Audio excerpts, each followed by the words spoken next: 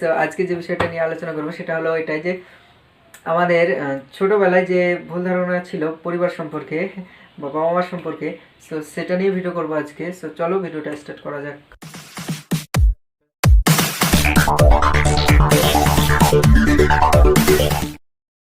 কি, hello guys.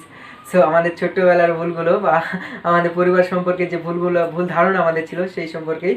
তো আমরা প্রথমে যখন ছোটো ছিলাম তখন বাবা মারা আমরা কোথাও খেলতে গেলে বাবা মারা ওখান থেকে ধরে নিয়ে এসে খুব মারতো।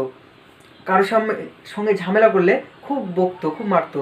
তখন মনে ভীষণ রাগ হতো যে আমাকে কেন মারছে, বাড়িতে থাকবো না, আমাকে একটুও ভালোবাসে না, বাড়িতে কেউ দেখতে পারে না, বাড়ি থেকে বেরিয়ে চলে যাব।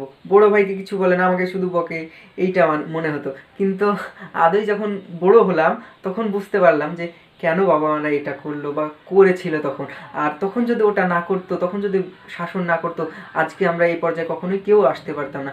কারণ যে পরিবারের শাসন আছে সেই পরিবারের ছেলে ভালো হবে, স্বাভাবিক ব্যাপার।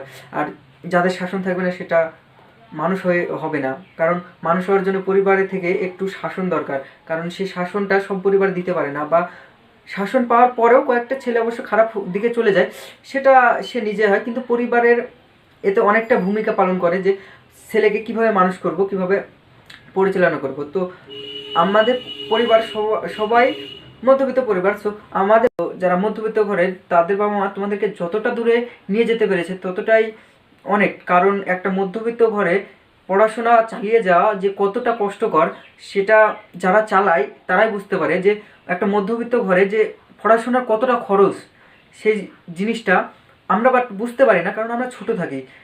যখন আমাদের ঘাড়ে ওই বোঝাটা আসবে তখন আমরা বুঝতে পারবো যে এটা কেমন। এই ছিল আমাদের আলোচনা আজকের। সো আমি আর একটা ভিডিও করব, সেটা হলো মধ্যবিত্ত ঘরে, শুধু মধ্যবিত্ত ঘরে। সো ভিডিওটা দেখার জন্য চ্যানেলটা সাবস্ক্রাইব করে রাখবে, আর একটা লাইক করে দেবে, কমেন্ট করবে কেমন লাগলো।